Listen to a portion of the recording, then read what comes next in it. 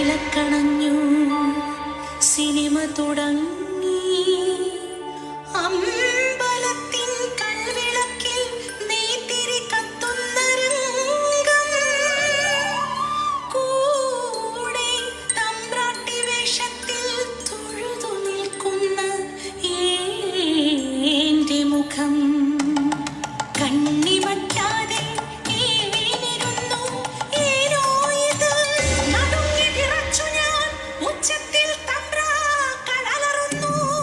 തീണ്ടാജാതികൾ തമ്പ്രാട്ടി വേഷത്തിൽ അമ്പലനടയിൽ പ്രാർത്ഥനയോ.